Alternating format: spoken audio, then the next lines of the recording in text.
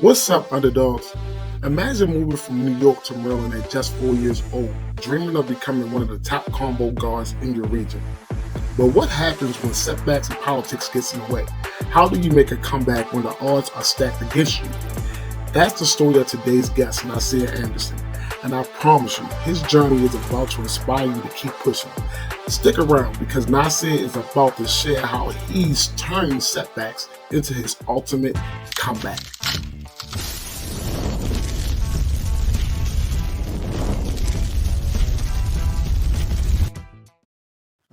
Hey, yo, what's up, Hoop Dreamers? Welcome back to another episode of Full Court Dreams, the Underdawgs Voice. I'm your host, Coach Q.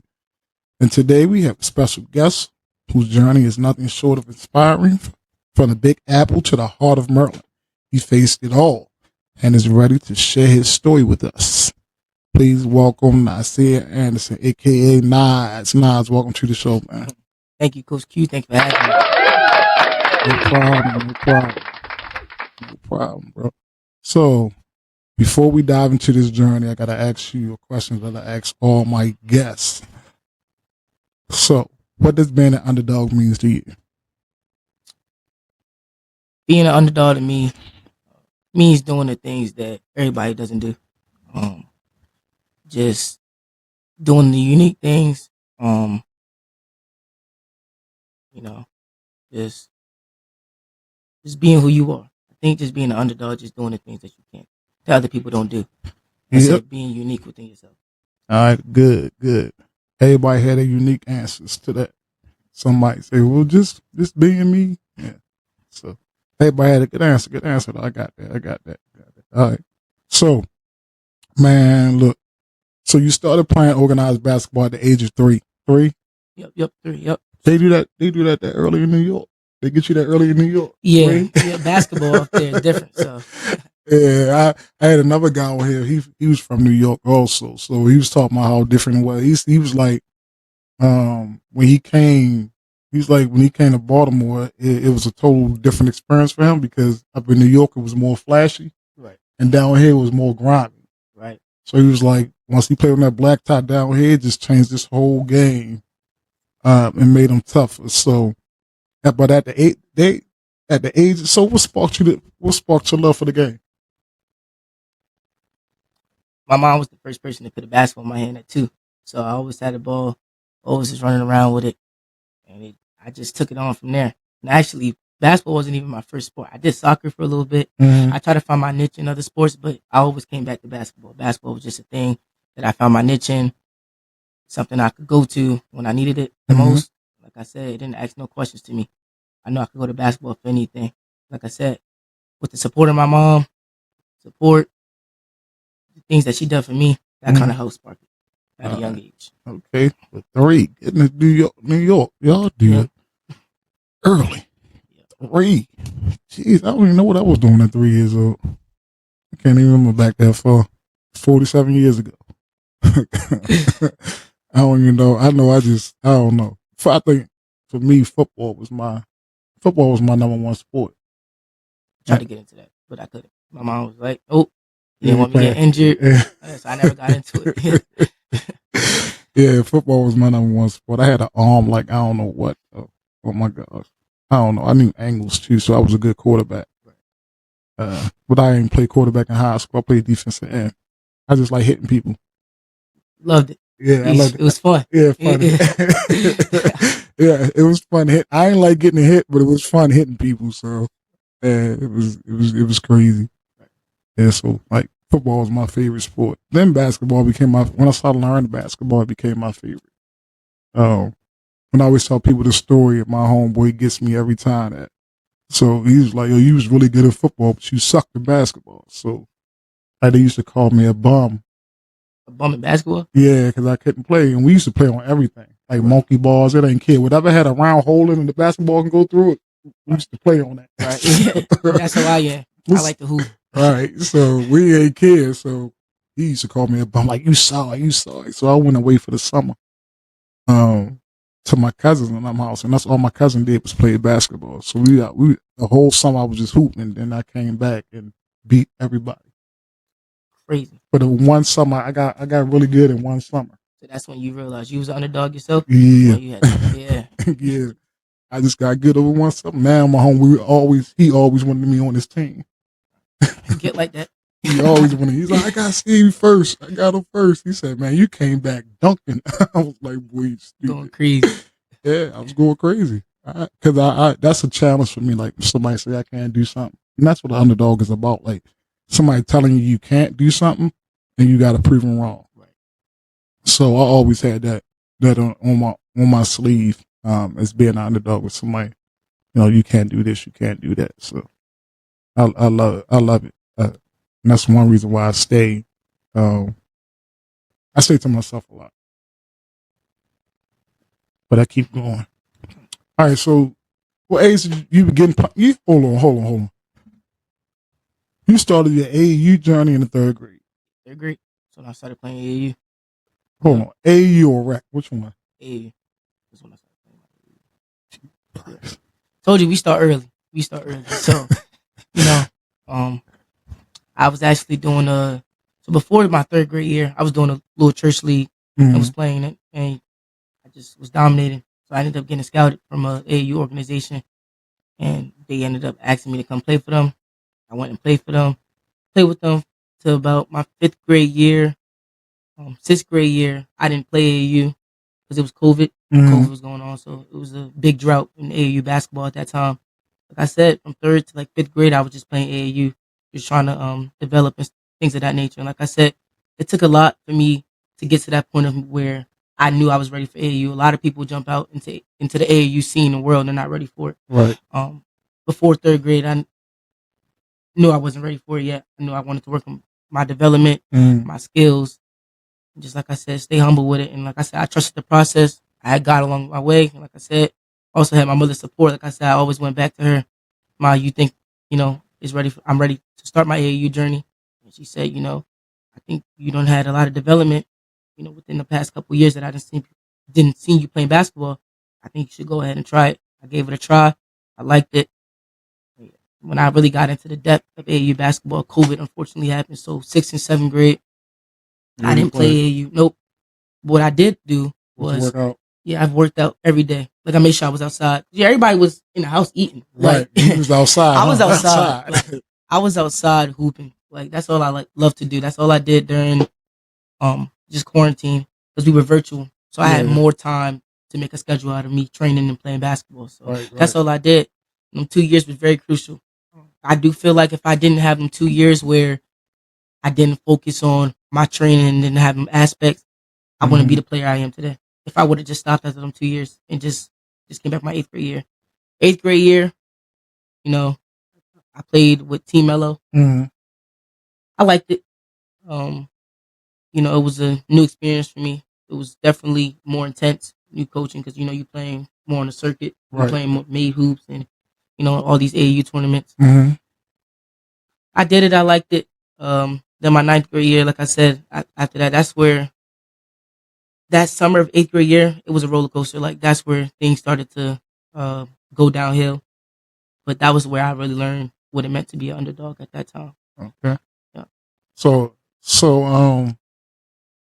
yeah, COVID was a crucial year for everybody, and I wish more kids was like you. And even though you had the quarantine, like you still could have went outside by yourself, in the hoop, or dribble the ball or something. But so I coached girls basketball. So during COVID, we went outside. Like them girls stayed together, went outside. Once it started playing up a little bit, we went outside and hoop. We went outside to a playground. We found a nice little playground at this school in the back, and we just hooped. And it wasn't like no training or nothing. They just went out there and played pickup games the whole summer, and it got all those girls better. So that year is the year that propelled us. We just started winning everything. Like I said, that year was like you said, it was so crucial to people. Like you seen the uptake in people's careers, and then you seen the downfall. Yeah. Like I said, I always focus on myself. Like I said, I just stay humble within myself. I knew what I needed to do, and training was just what I wanted to do. Like I said, middle school, I had a girl best friend. Her name's Asia Payton, and I hooped with her a lot. We worked in each other's games. We played the same position, so it was easier for us, to kind of work together. Like I said, we did that. By the time 8th grade came back, I went and played middle school basketball as well. Because middle school basketball and AAU kind of lined up with each other. Right. And like you said, you could see the difference in the people who was hooping during that time, and you could see the people who was just like, mediocre and wasn't doing what they were supposed to do. But like I said, I made sure I was in the right kind of track and kind of stayed in my own direction, on my own path. All right, I think that was one of the problems for the last couple of years that some of these kids fell off because basketball for the last couple of years in this area has been absolutely mediocre, to say the least. Mediocre, to say the least. But and that was because of COVID, man. Like you said, a lot of people just sat around and ain't do nothing. Right. And then it showed once we came back that who was out there working and who wasn't working. Hopefully I can see it starting to come back a little bit. But I just think, I don't know, Baltimore, y'all, we gotta step it up because we're a little behind right now. Like, during that time, I seen the people that I was being friends with or calling my friends who was really had that work ethic. Like I like to surround my people with people that had the same work ethic as me. Yeah, that's a good. And so, like I said, like if you want to go, let's go. Like, let's go train. Let's go work. I seen the people who actually wanted it. I text people like, "Come on, you trying to go outside?" I still had an N95 mask. We can put a mask on, but we gonna go hoop. So like I said, and I would text, wouldn't get a response. That was where I really know how to separate the people who wanted it for themselves and the people who didn't. And like I said, I try to surround my people who want it for themselves. Yeah, just as far as work ethic, because if I'm around people who don't want it for themselves, it's obviously gonna eventually wear off on me. And like I said, I don't really want that for myself. So somebody always told me, you are what you be around. Right. You are who you hang around. You show me 5 of your friends, and I can show you who you're going to be. So, like, rich people don't hang with. Rich people don't hang with poor people. Poor people don't hang with rich people. Mediocre people cannot stand lazy people. Like, I can't stand a lazy person.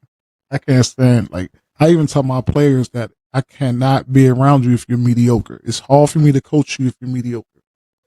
I can't. If you're not gonna give me your all, I can't coach you. I can't do it. It's kind of hard for me to do it. I try to get it out of you, but if you're gonna stay that way, I can't. I can't do it. You might as well just transfer or go somewhere else because I can't. I try to get the best out of everybody, but everything else is up to you. Right. Everything else is up to you. But yeah, I really coming from a young man, that's big coming from somebody your age because you know that you can't be around people that don't have the same work ethic as you. Right? Cause they ain't gonna do nothing but slow you down, bro. I want to keep going. That's right. We ain't trying to slow down over here, son. We underdogs. We trying to keep it on, keep it going. So high school ball. All right. So you go from 8th grade, working out during the COVID, and then high school ball. So high school ball was a little bit roller coaster for you. All right, so you played on varsity as a freshman at Eastern Tech, but faced some tough times. What were those political aspects and wrongdoings that made you leave the team before the last game? All right, so my 8th grade year until my 9th grade year, I had like just other schools that were kind of looking at me. The Calvert Halls, the Boys Latin. I had those. And Eastern Tech was always on my list because my aunt, God rest her soul, she passed away in 2018. And that was the school that she went to. Okay. So she challenged me before she passed away to go to that school. Okay. So I always had that in the back of my mind, always an option. Mm-hmm. Eastern Tech is more of an educational school. It's not really big known for sports. And I knew that going into my decision and where I wanted to go. Like I said, you see the big schools, you see the Calvert Halls and all them type of things. Your mind is all focused on that. But I really wasn't. I knew what I wanted. So I sat down and talked to my family about it. And we thought at the moment that Eastern Tech was the correct decision for me because I was going to be able to play on the basketball team, varsity team. I was already playing with them that summer before. Mind you, the coach of Eastern Tech's team, I knew since I was in 2nd grade. So, that's I wasn't looking for any type of favoritism. Mm-hmm. I was just looking I want to go in, I want to play, I want to hoop. That's what I wanted to do. Right. The political aspects came within probably December of 2022. Mm-hmm. I tried out. I made the team. I was so happy. I was ecstatic. I went down a terrible roller coaster when I realized I wasn't getting treated correctly as everybody else. Mm-hmm. Like I said, I don't look for favoritism out of anybody. I like to find my role. I'm not looking to be a starter. I'm not looking to be the main star of the team. I just want to come and help win. That was what my goal was. Mm-hmm. When I realized I was going 110 in practice, doing everything and beyond to make sure I was ready for this task that was at hand, which was eventually making it to the playoffs. And like I said, I always look at states. Anybody can win states, in my opinion. So that's what I was looking forward to. Like, I'm gonna hope my team go to playoffs, and then we gonna see what goes on from there. That was what my goal was. I didn't get the opportunities as everybody else on the team. Like I said, there was, two freshmen. They were both starting over me, and like I said, even though I, knew that I should have been more in the rotation, I never once complained. Okay. I always wanted to find my role. Right. And I just never could get on the same basis as, the coach. Okay. Me and the coach just didn't always see eye to eye at all. Like, I tried to have conversations with him.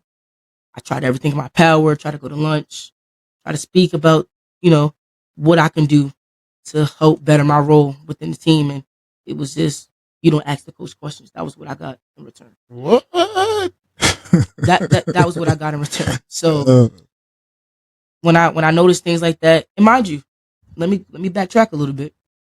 So my mom didn't want me playing varsity. She knew I was ready for varsity, but she said you should go play JV first. And her mother's instinct is never on. That was when I realized that. Dude, oh my gosh. Let me tell you. So, thank you, Mom, for that, because it's some parents, like, my first year of Newtown was last year, and this guy really tried to force me to put his daughter on varsity as a ninth grader.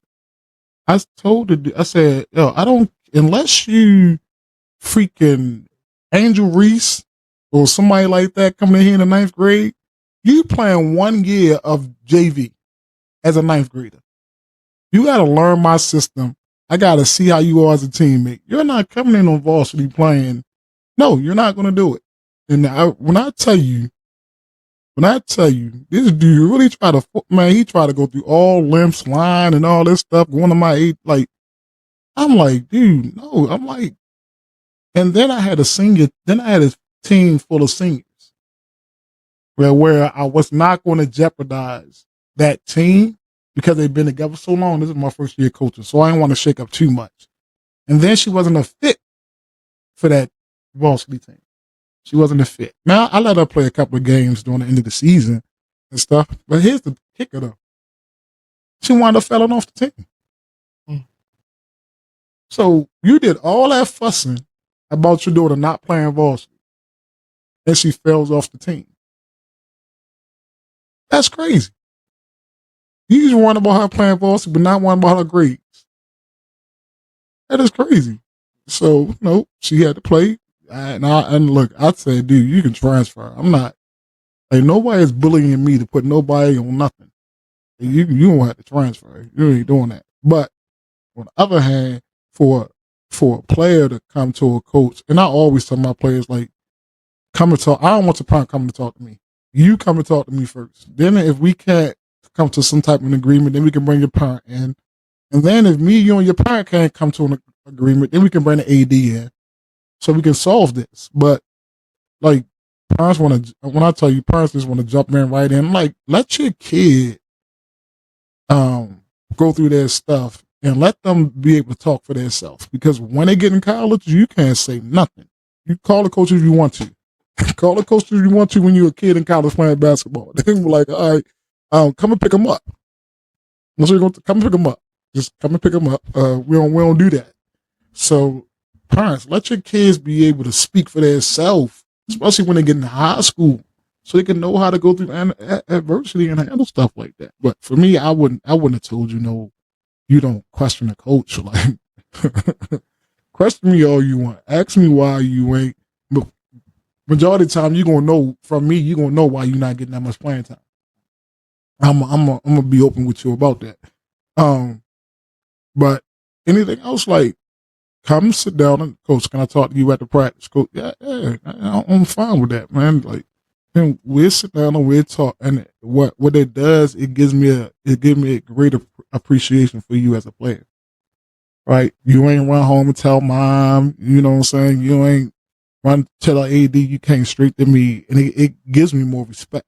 It makes me respect you more as a player and as a person, that you came to me on your own to ask me about your future on a basketball team. So I commend you for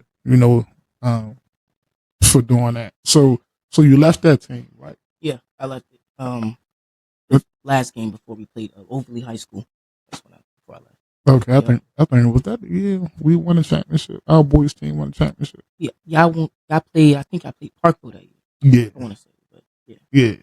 So you left there, and you went somewhere else, or no? I stayed I stayed at the school. So that was my freshman year. I stayed at the school. I wanted to put myself through that adversity. Okay.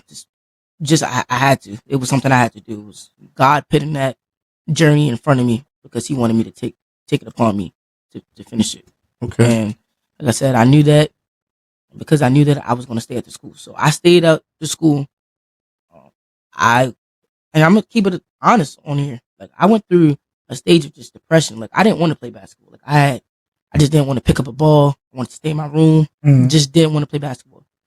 Once again, the only person who helped uplift me was my agent on Mel. And I had my mom.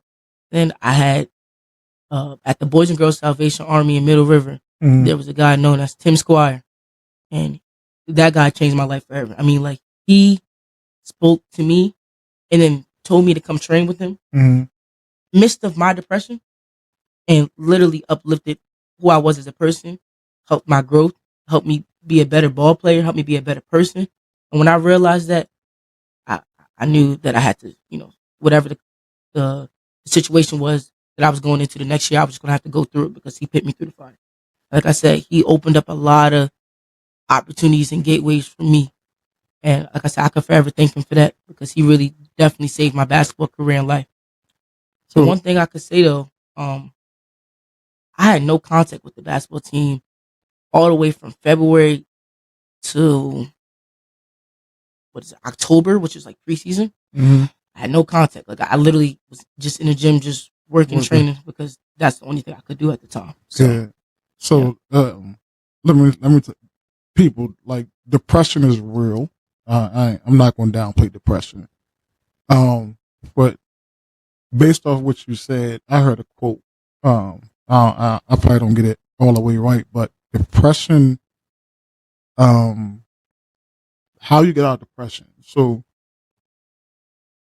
depression is real, but you can't stay in it if you don't. If you move, meaning you can be depressed all you want. The only way you're gonna come out of that depression is if you move. You can't be depressed and stay still. You got to be depressed. You can be depressed and move, which will bring you out of your depression. And that's what happened to you.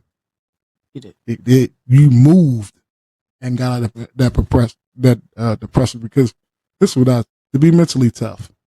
It's okay, because depression is part of life, right? Yeah, it is. It's part of life. Everybody depressed. One out of 24 hours a day, somebody's depressed for at least an hour. Their head down, they're like, shoot, I gotta go through. That's depression. But what you gonna do about it? You gonna sit there and mope, or you gonna get up and move? That's the cure to depression. Is getting up and moving. That's it. Now they call it clinical depression. I don't know. I never been through being clinically depressed, and I think it's because I got the mindset that, and I learned that no matter what I do, if something goes wrong, the only thing I can do is deal with the stuff that only I can control. And if you go through life like that, you'll be fine, because you can't control everything. And I think that's why a lot of people get depressed, because they try to control every aspect of their life. And you cannot control every aspect of your life. You only can control what you can control. You can't control what other people do, what other people say, anything like that. You only can control how you react to it. And the better way you react to it, the better your life will be. One of the things I actually live by is control the controllables. Yeah. Just control what you can control. Yeah, control what you can control. That's what I do. I just control what I can control, and the things I can't, I leave it up to God. He'll guide me the right way. So that's what I know. Yeah, again, just like you, man, I learned that the hard way. Like I used to be worried about what people say. I can care less. Like I tell people quick, yo, I do not care. All right, you can just keep on. Just go, just keep on. I do not care. I don't. If it don't, and I always tell people, if it do not affect my household, I don't worry about it. If it don't affect my household, I don't worry about it at all. So playing JV during your sophomore year gave you more exposure. How did this move help you despite being a varsity level player? Helped me a lot, actually. I put a smile on my face because it was one of the best times I've had playing basketball. Mm-hmm. Like the junior varsity level, it's extremely fun. Like I never realized that. Like I said, it made me become more of a leader, Mm-hmm. which I never been in that position before. So that's what really helped me. It helped me have to lead a team until I got injured, of course. But like I said, it really taught me some life principles. Like I said, when you fall, you gotta find a way to get back up. This is my way of getting back up. Like you just said, if you when you're in a stage of depression, you're in a stage of where you feel like you're down on yourself, you're gonna have to move. This was my move. I didn't physically move after school yet. Mm-hmm. I moved to a different level. Like I said, and me backtracking and moving down, it got me to where I am today. I'm really not upset about, me playing the junior varsity level this year because, like I said, it showed a lot. Like I said, it was one of the setbacks that I had to go through, but it was something that like I said, it should have been the other way around. Freshman year, I should have played the JV level. Right. Then, like as far as just development, like I said, a lot of people just not ready for that varsity level. Like I said, as far as development, I think this was probably the best decision that I could have, did. And like I said, I didn't have a say so. Like, just want to put that out there. Me playing junior varsity as a sophomore, I had no say so. So whether or not you look at it, like I had no say so. Now, do you want to come back and give it another chance on varsity, or do you want to go down to the JV level and see where you stand there? Right. I just was put on there because I'm be honest, ignorance. Like adults, you have to learn how to cope with certain things. And like I said, it's the thing that I know that I went through and I still probably deal with. It's called culture trauma. My current coach right now tells me all the time, Nas, you've went through culture trauma. It's a traumatic experience that you've had with a coach that in some instances you don't know how to cope the correct way with it. But me doing stuff like worrying about my development and worrying about where I stand as far as me being in high school, that's what really helped me cope with it. Like I said, also, real quick, I want to give a shout out to Coach Taylor. That was my JV coach at Eastern Tech. She was the person who really rode the hardest for me. Like she used my help the way she could. She was on me. She made sure I stepped into that leader role, and all I could give her is the praise and appreciation because she helped me really get my name out there, my exposure. Like I said, I would play games. And I wouldn't even know. People would come up to me and text me after the game. Nas, why you not on varsity? Right. And the only thing I could say is God's plan. I'm on here for a reason right now. Like I said. Look. Ain't nothing wrong with a setback. A setback ain't nothing but a setup for a comeback. That's all it is. So remember that. A setback ain't nothing but a setup for a comeback. That's all you gotta remember, dude. Hey, look, you're gonna have a lot of setbacks. That's not the only setback you're gonna have in your life. And you're gonna go through many more setbacks. But again, it's how you deal with it. It's how you deal with it. Because again, some of those setbacks ain't your fault. Like you don't have no control over it. Right? Some setbacks you don't have no control over. Always remember that though. A setback is always a setup for a comeback. And that's as an underdog. So yeah, tough man. Hey, look, you sound very mature for your age, man. And I'm glad that you're that you know how to handle stuff. Sorry you had to go through what you went through, but you're coming out on top, man. You're coming out on top. So I just commend you on, being a young man that you are, and having that focus and things like that. Thank you. So after a tough sophomore season and your injury, you decided to transfer to Rosedale Christian Academy. So, what went into making that big decision, and how did you feel about reclassing for 2027? Now, hold on, I got to be honest with you, sir. I do not like reclassing. Okay. I don't like it. But it depends on situation. Like your situation is probably, but the only reason why I don't like reclassing, because so many people take advantage of it the wrong way.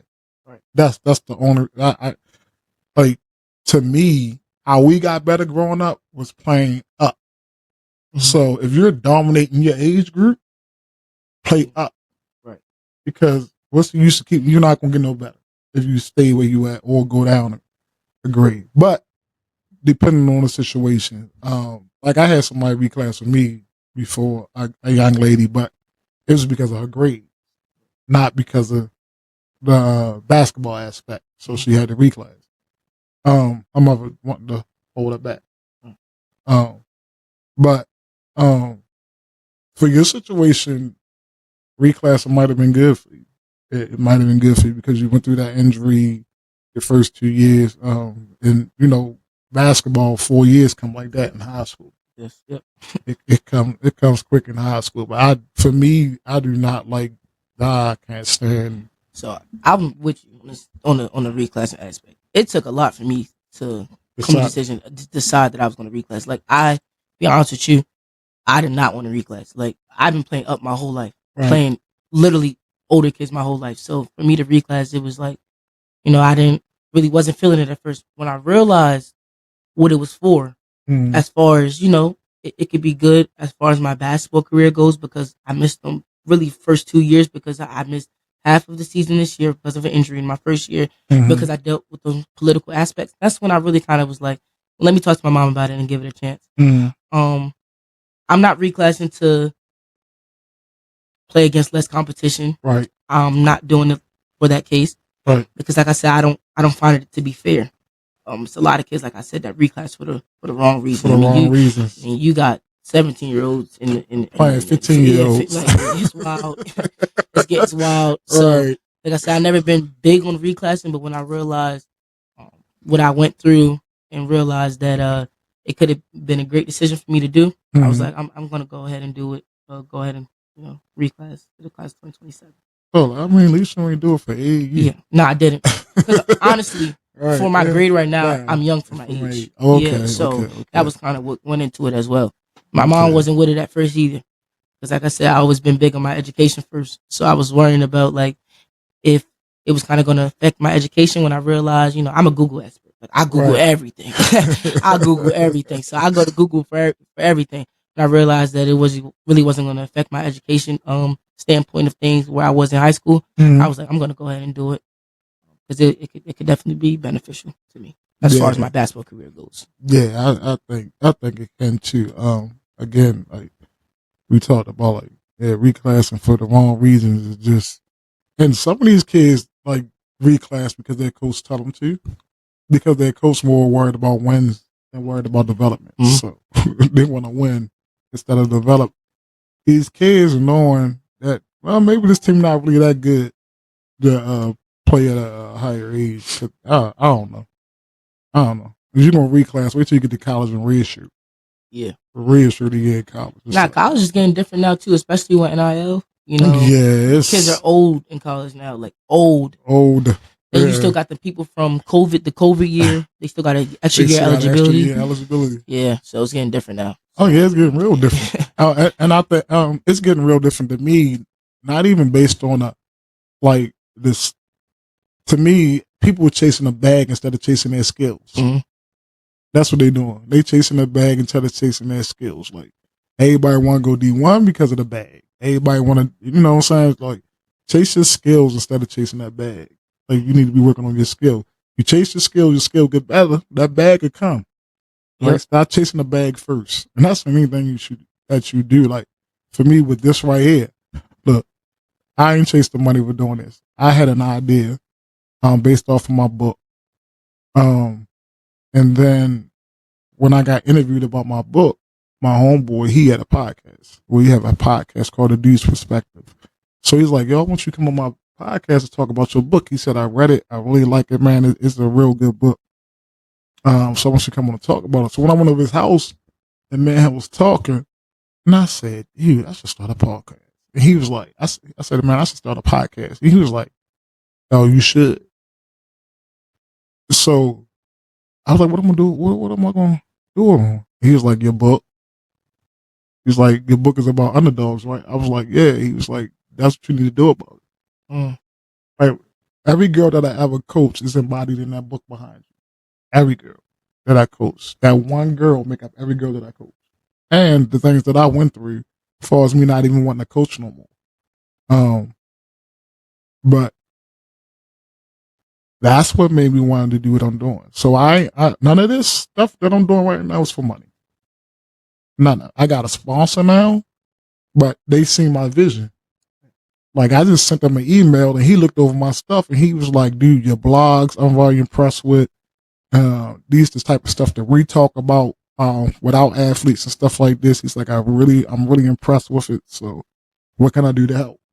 And I lowball myself. And he was like, why are you lowballing yourself? Like, stop. So he's like, no, this is what I'm going to do. I'm going to give you this amount.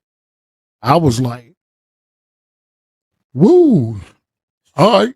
I'm good with that. I'm good with that amount. So, but that's that helped me out with this. I ain't write that book for money. It was inspiration that whatever comes out of it comes out of it. You learn from it. I learned a lot of stuff. So you say you're a Google person, like I learned a lot. I learned how to edit. I learned how to do a lot of stuff where now my value as a person is gone up now. Right.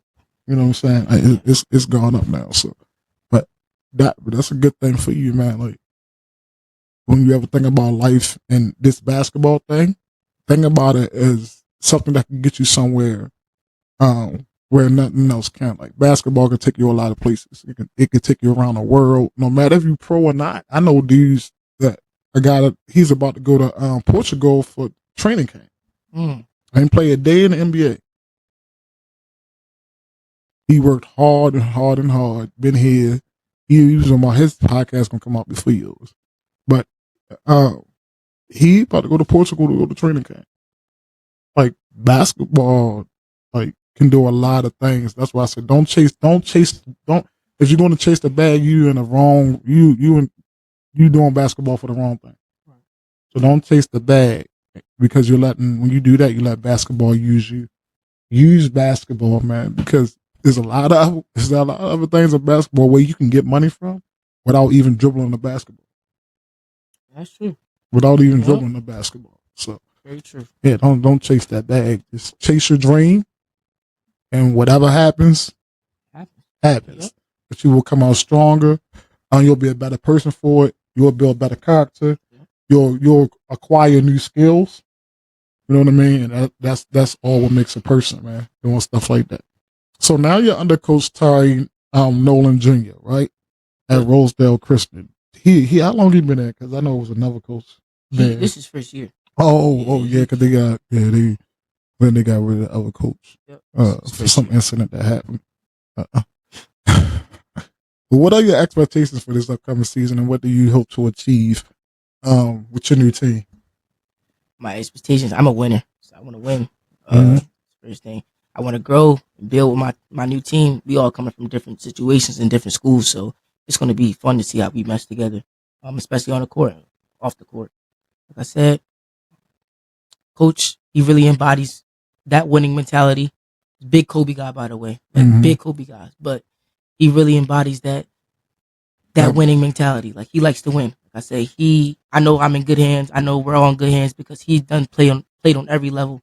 Went to Mount Carmel, his high school career, then ended up he went to 3 different colleges, Bradley, George Washington, and Towson, and then at the end of his Towson, he went overseas and played in Portugal. Okay. And I think in Romania. But like I said, I know he's done played on every single level, so I know I'm in great hands with me being underneath his wing.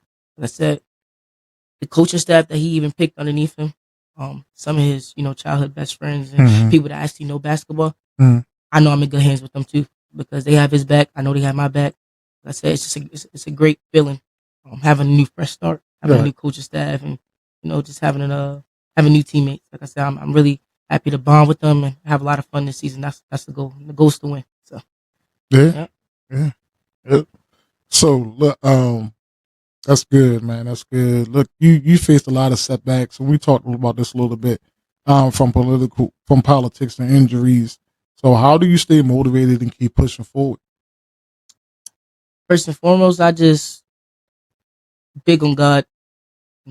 God really guides me through everything I do. Like I said, very spiritual.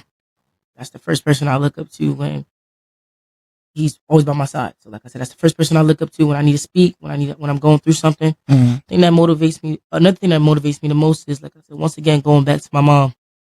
She's a hard parent as far as just staying on top of me because she knows what I can be made of. Like I said, because I know that, I'm going to do whatever I can and listen to everything that she tells me to do to make sure I can make it so I can eventually retire her early and get her out of here. That's the goal, is to retire my mom early. Hey, I get it, dude. I get it. So like I said, she's the person one of the people that motivates me the most. Like I said, my family out here, I didn't mention, I have an agent.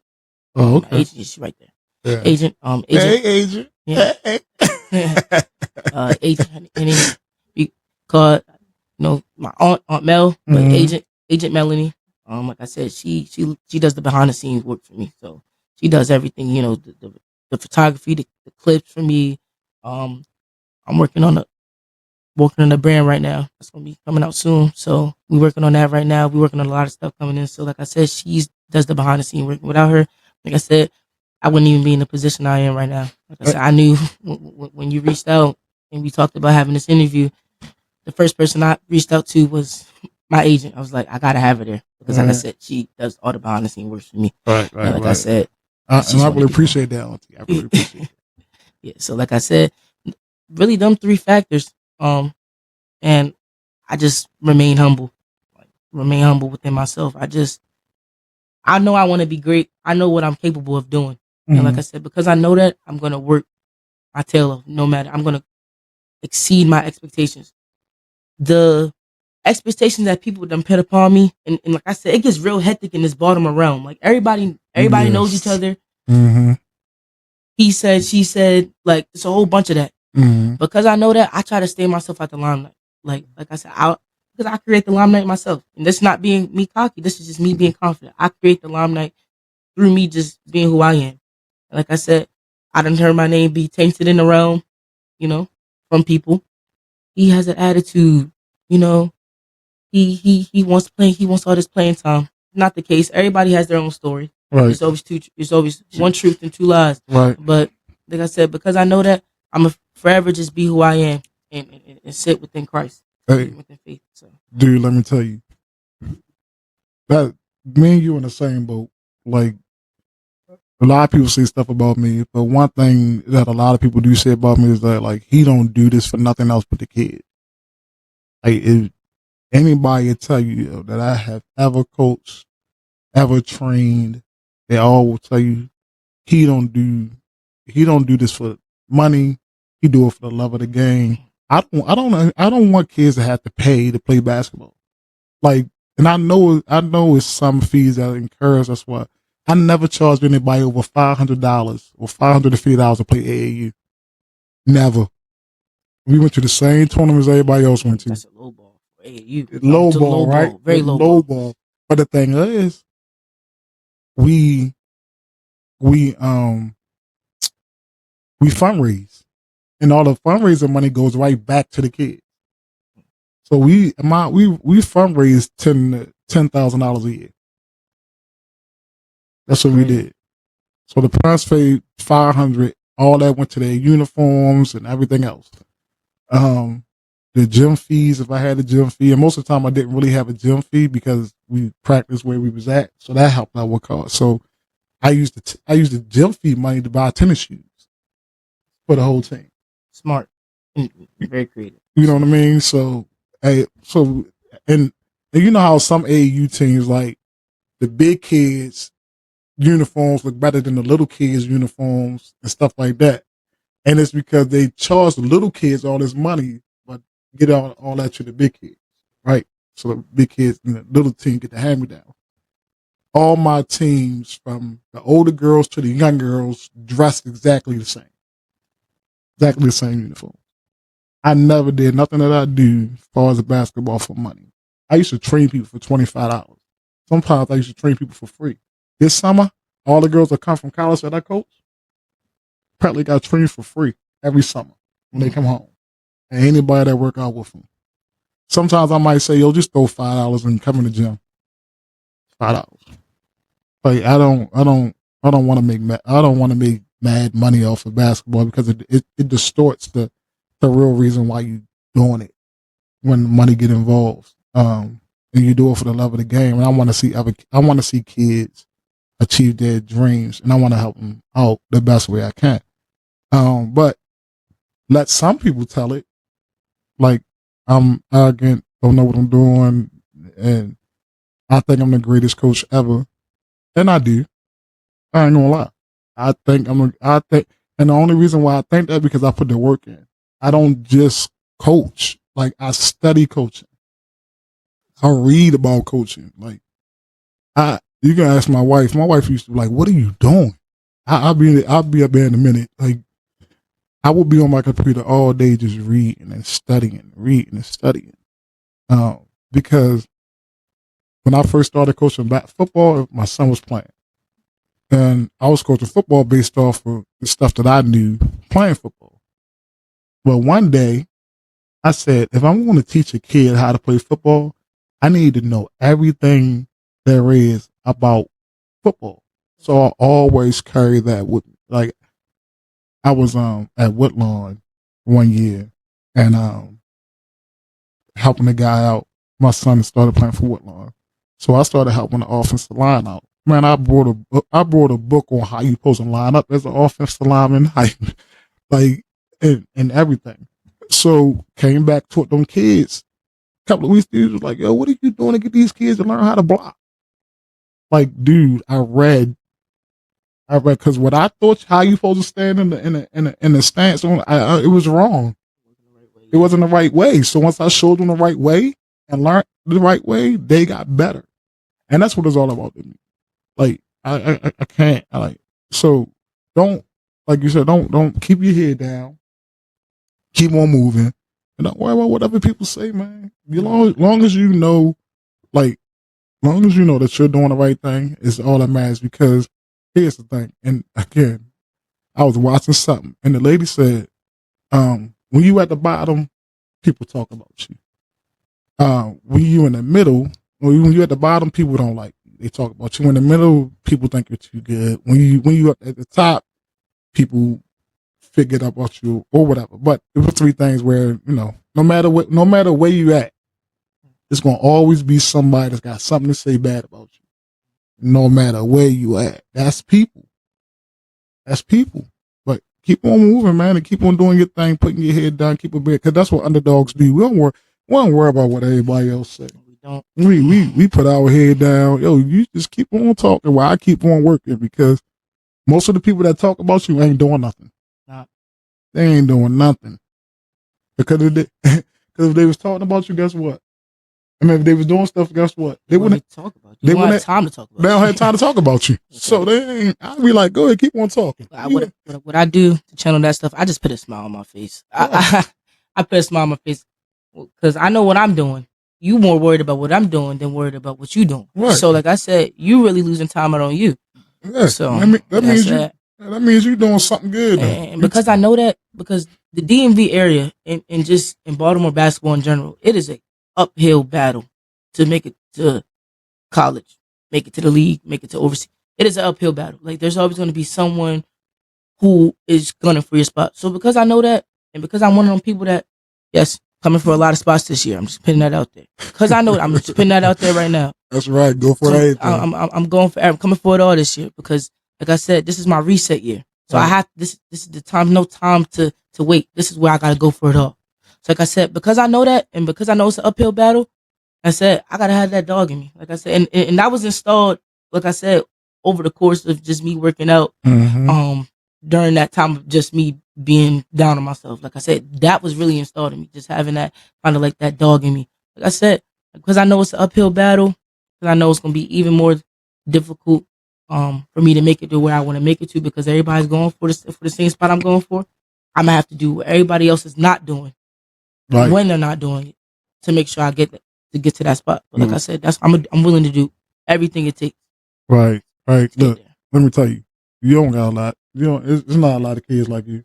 So you don't got. As long as you keep on doing what you're doing to work out, I'm telling you, dude, it is not a lot of kids that's willing to get up and work hard. They say they want to be basketball. They say they want to be an NBA. I bet you 7 out of 10 kids you ask that want to be playing the league is home right now and playing some video game, not working on that game outside. You know why? It's too hot outside. That's why. Everybody need that old comfortable. Everybody need that old comfortable gym with the AC, and I'm telling you, outside, man, you're a different beast when you can go outside in 90-degree weather, take out your shirt and hoop, work out by yourself. You don't need nobody. By yourself, man. So just keep your head down and keep on working, man. All you need is the ball in yourself. I mean, and just something to throw the ball in. I mean, ball yourself and your imagination. In your imagination, right? Because I always act like I'm playing against somebody. Me too. I'd be in a store. My mom would be, Nazir, get over here, because I'm in. Right. Shoot, like I'm trying to get this working. But I always tell people that come here, I say, I used to practice my form with a sock and a hanger. So I used to get a wire hanger, right, and see the door. So I used to close the door and bend the hanger and open up the wire like a hole. And even while watching television, I'd sit down on my bed and get a sock and act like I'm shooting, and the sock to work with my muscle memory. Dude, like, I'm telling you, when I tell you, I played on any and everything that had a hole in it. Everything I do is based around that. I'm being so honest. I be in the house. I might be packing my clothes away or whatever. I see a sock. I'm throwing it in the bucket. I take out the trash. I'm trying to make the shot. Like I said, everything I do is based around basketball. So like I said, that's what I like really about basketball. It never complains. It just bounces and comes right back up to you. So. Right. Basketball not like this. Basketball is good to some people and it's bad to other people. But it's also how you are to basketball. Whatever you give basketball, it's going to give it right back to you. So, looking ahead, what are some of your long-term goals for basketball and beyond? Man? Right now, currently is just to, like I said, keep working. Win this year, and like I said, focus on my reset year. As far as long-term, I'm looking to play collegiate basketball Division I. That's the goal. And like I said, I know it's going to be very difficult to do, but as long as I stay on my right path and I keep working hard, I know I can do it. Like I said, once I get to that level, put it out there. I will get to that level. Once I get to that level, I'm just going to keep working. You can never really stop. You can't stop. So once you get to a point, you got to keep going to get to the next point. Right. Like I said, so I'm going to keep working hard in college, and where I'm at, and hopefully I can get the call up to get my name in that NBA draft. And pursue my career in the NBA. Like I said, I always have a backup plan too. Yeah. So that's really my long-term goal. I want to major in engineering in college. Yep, engineering. I'm very big on engineering. So I really like computer science as well. So like I said, those are some things I'm looking forward to majoring in within college, because I know they're great long-term jobs, whether I'm in the NBA and whether I'm not. Right. Like I said, I'm going to do everything possible that I can do and listen to the right people, because sometimes you have the wrong people in your ear. Woo! I was trying to tell people. Sometimes you have the wrong people in your ear. So. And the wrong people is the people you pay. Yeah. I'm telling you right now, dude. I told the kid the other day. I said, yo, y'all listen to the wrong people. And it be the people y'all paying all this money to. And they the wrong people. If somebody, first thing somebody do is tell you, like, "Well, you got to pay me for this," that's the wrong person to listen to. Anybody can ask me anything and I'll give it to you for free. Like, you can ask me any question about basketball, I ain't gonna charge you. It's free knowledge. Like, I ain't paying nobody for this knowledge. I read about it. I experienced it and stuff like that. But, you know what I'm saying? It's a lot of people is paying a lot of money for the wrong information. A lot of people, and it's hurting a lot of people. Like, majority of the time, I have to take girls that play AAU, and I had to rebuild their confidence. I have to rebuild it, and I'm not an easy coach. And all my girls will tell you, he's the hardest coach I ever had. Like, some of my girls went to college and said, I can't play for this coach, and I'm like, why? Because they soft. That's how I spoiled my girls. Like, yo, because I'm getting you prepared for college. Because this is how a coach gonna grind you. This is how they gonna talk. I put my girls out the gym. You ain't ready to practice? Get out my gym. My coach the same way. He's the same way. I ain't making you run. What am I making you run for? That's gonna make you better. Evidently, you don't want to get better today. So get out. Dude, 8th grade girl. I said, man, call your mother and tell her to come and get you. You don't want practice today. The worst thing you could do is waste someone's time. Hey, you don't want practice today. The worst thing you can do. Get out. You don't want practice. Nah, she don't want practice. So yeah, I put her right out, man. To me, you're doing the right thing. And look, before you leave today, I'm gonna give you a little secret. And I would say that name on air right now, but I ain't getting paid for it. I already said that name on air a couple of times already. But I'm gonna give you something that my girls used to get recruited. I'll give it to you before we leave. Before you leave, I'll give you the website. Okay. It's really good, but I'm not gonna say that name today. But I'll give you the website for it. That'll help you out. Right. It worked for my girls. If you follow the formula that I tell you to follow, now I'm not gonna guarantee that you're gonna get a D1. I don't guarantee no kid that you're gonna get in D1 basketball. You will never hear me guarantee a kid. If a kid say, Coach, I want to play college basketball, I'm gonna tell them, I will do my absolute best to try to help you play college basketball. Right. Not D1 basketball, but college basketball. Mm-hmm. Because if you fall in between, like a lot of these people, and a lot of people I know, and a lot of people that my girls know that want to play D1 basketball is home because they refuse to go to anywhere else. And the dream is supposed to be just to play college basketball. Could look at Dark White, right? Dark White did not start his career out playing D1 basketball. Did he played D2 somewhere? Then he got his stats up, transferred to Colorado State. Ain't nobody expect for him to be playing in the Olympics right now. He ain't even expect for himself to be playing in the Olympics right now. And just want a chip too. Right. Yeah. So it was a real important part of winning that championship. Right. Because he just put his head down and he worked and let his work speak for itself. Mm-hmm. So my thing is, man, look, get in where you can fit in and kill. Get in where you can and be the best thing you can be. So I'll put you down with a little something after this. I'm not going to tell y'all either audience, nah. Y'all going to have to wait too. Well, I already said it before, but I'm not saying it again until I contact them. Because I'm not keep on saying stuff on my podcast. And even though I don't really do this for money, but I ain't going to keep on giving everybody these ups. I ain't getting nothing from it. I'm still talking about you though, but I'm just going to talk about you off air, not on air. So I'm still giving you some business. But yeah, look, this is a nice conversation, man. It's real refreshing to hear, a kid like you, man. It's really because, a lot of things now is I, you know what I mean? So, and a lot of kids are not willing to work hard for what they want, man. Like I don't understand. I guess I come from a different generation. But majority of the people in this generation want the now. Like they want it now. Excuse me. Like they want it now. So, seeing that you're patient and you're willing to wait and you're willing to work hard for it, I really commend you on that. Well, like I said, I'm willing to do whatever it takes. So, I know it's going to take a lot of exhaustion, a lot of days. You know, and like I said, days that I'm tired, days that you are exhausted, but you know what the ending goal is. Yeah, so. and that's when you should want it. That's Right. And that's when you should do it. When you don't want to do it, because sometimes I be like, man, I do not feel like editing this video. I be like, I ain't. Whew.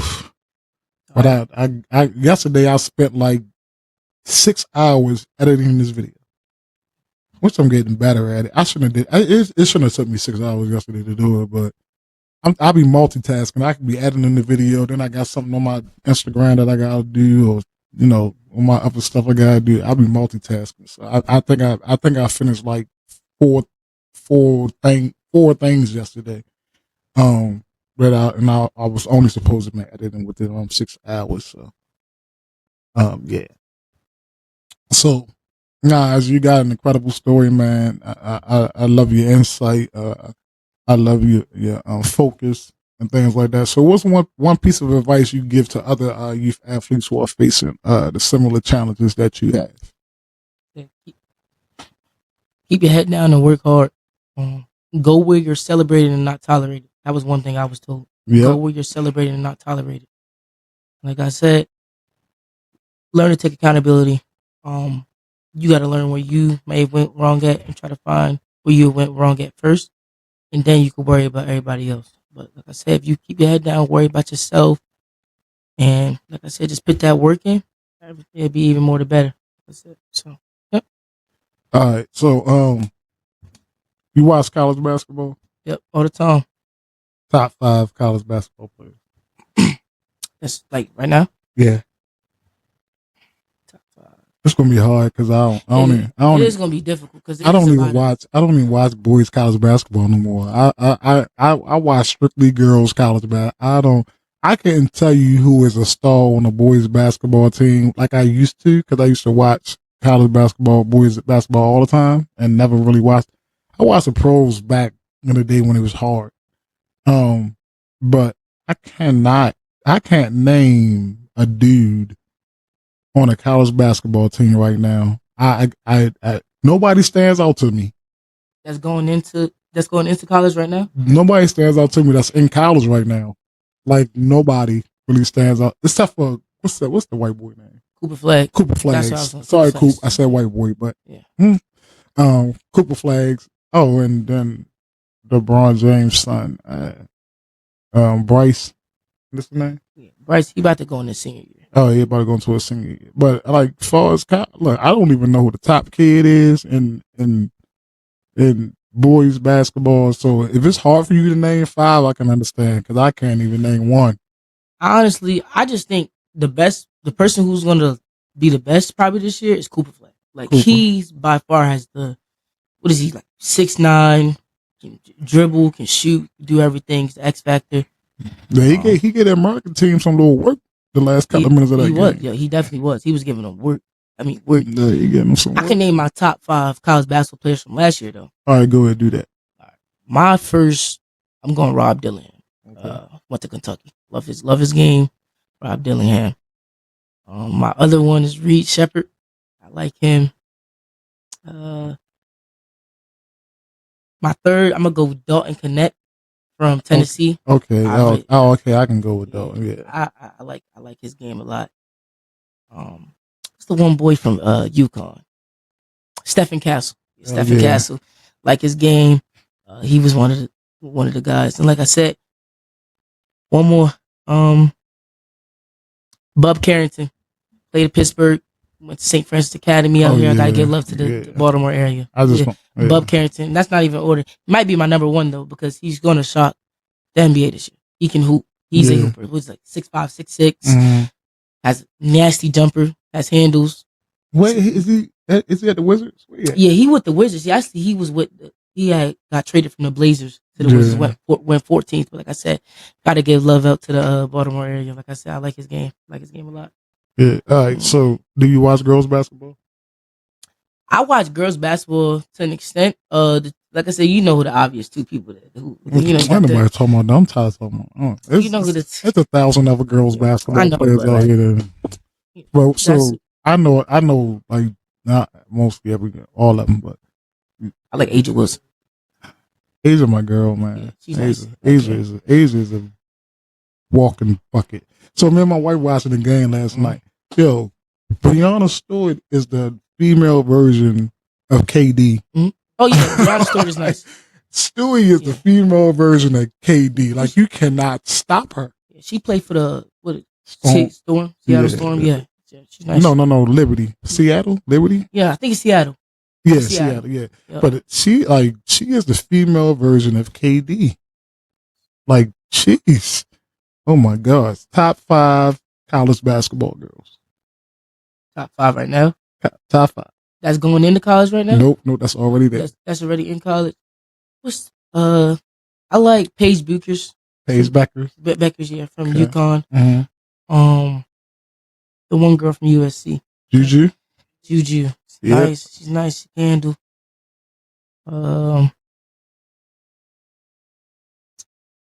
You gotta go. Jayla. Yeah. Jayla Williams from Jayla Williams is nice. She was with Arizona, right? Arizona. Yeah. Jayla Williams cool. Sawali. It's a good pick. And we got one more. The girl from I don't want to keep on messing up her name. I think her name is Indigo for Notre Dame, man. That little girl. Oh, she's tiny. That little freshman. She cool. Oh my God. Is it Halo or Haley? Indigo? Something like that? I think it's Haley. Haley Indigo. Oh my gosh, that little girl.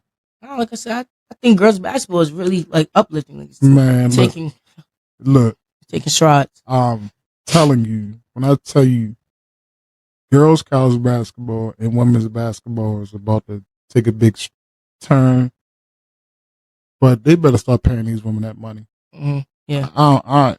It don't. You just got a $2-point-something billion deal, I think, something like that. Should no woman that's playing basketball right now be making 1% of what a man is making to play basketball? I don't care all that crap about media this, media that. We don't get enough this, we don't get enough. You getting sellout crowds right now because of Batman and Robin, because of the Batman and the Joker. Just like you got, because think about when we was coming to the NBA. NBA was losing a lot of money until Larry Bird and Magic Johnson got in there. The Joker versus Batman again. Now the WNBA got their Batman and Joker, right? So I don't want to hear that mess about we can't pay them. If you build it, they will come. If you build it, they will come. Outcome foreign countries pay me to go overseas and pay me almost $1 million to play basketball, and America can't do it. Like disrespectful. It's crazy, man. Like, look, pay these women just about as much. A man who makes 30-something million or $300 million off a contract, and a woman makes at the top $300,000 off a contract. You know how much more money that's only 10% of what that man is making. They play the same sport, which you can throw money at the women's basketball game and it's going to grow even more. Get more teams. The only hard thing about that is that their games, like how many games they're going to play, because it's going to cross over with the NBA and stuff like that. But I mean, find a way to pay these women more. I got you, girls. I'm a big women's basketball fan. That's why I coach them. But I got you. So, Exciting. All right, man. Look, it was great having you here, man. Anything else you want to let anybody know? What you got coming up? You got anything coming up? Any games, anything? Somebody come and watch you up? Tomorrow, I'll be at Towson University for their Elite Camp Invitational. Okay. I'll be there having Coach Pat Scary look at me. Okay. Play in front of him. That's where I'll be at. Like I said, right now, I'm just getting ready for school. School starts 26, so I'm just getting ready for that currently. Yeah, shoot. I gotta go back to work. Yep. Season right now is pretty loaded. So we were hooping all the way from November to about, I want to say about March. Like I said, we're going out of town this year. Okay. So like I said, those are the things that's coming up so far. So you're my guy, so I'll keep you up to date on my games and things of that nature. But like I said, those are the big things that's coming up right now. And then we're gonna see what goes on from there. Yep. Good. So where can people reach you at, man? To follow you and keep up with you and things like that. You guys can follow my Instagram at 5Rizan 5, the number 5, and RIZAN. That's where I be at most of the time, and that's where you can reach out to me at, and where you guys can follow and keep up to date with my basketball career. I will be posting more consistently on there now. Yeah, please do. And now I have a new page coming out that I will be tagging on my main page. Okay. So once you guys follow my main account, my basketball page will be linked to my main account. You guys can follow that off of there as well. That's where all my clips and all my basketball life and things of that nature is going to be at. But yep, those are my 2 accounts that I have right now. Just made that second page, so make sure y'all go follow that. When it's going to be in my account by the time y'all look at this video. Hey, look, any college coaches, if you're looking at this, and I really deal with a lot of female college coaches, but look, this is a great young man. Hard worker, good head on his shoulder. Like, keep looking at him, keep watching him. Because I think he'd be a great asset to somebody's team. So if you're watching this, and I post this stuff on LinkedIn too, so there'll be a lot of coaches on there. But yeah, this young guy, man, y'all need to watch out for. Really need to watch out for. So again, great having you on the show, man. Look, it's been amazing to have you on here. Your story is truly inspiring. I hope that that your story have reached a lot of kids and helped them have the same inspiration and drive that you have and things like that. So hopefully, your story inspires somebody to be great like you.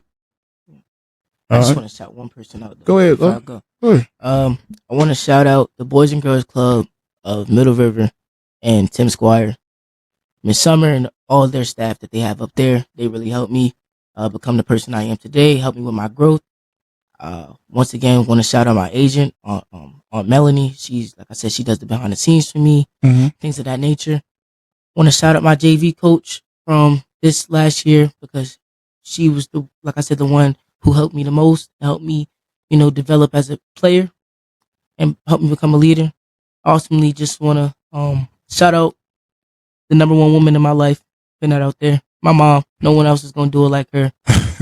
No one else. She's the real dog. Like I said, she really helped me a lot. So that's the person I want to shout out. She got me here. She helped me tell my story, and like I said, forever just keep going on. This only the beginning. Like I said, I just want to shout out my family. Thank y'all. Appreciate it. All right, man. Y'all heard it here. All right. So for our listeners, don't forget to check us out. And check out my link tree. I'm not going to put all my social media stuff on here. You can go straight to my link tree at linktree/SQ Basketball Chronicles to check out all my social media platforms, my merchandise and stuff like that. And you can also check out if you have any injuries, lagging injuries, need to get back on the field. You can check out our sponsor, Rehab to Perform. They got 9 locations. One location is in Owens Mills. They got 9 locations all around the DMV area. So go check them out also at rehabtoperform.com. If you have any problems and you want to get back on the court, they will help you. All right. So remember, every underdog has their day. And I'm Coach Q. And guess what? I'm out.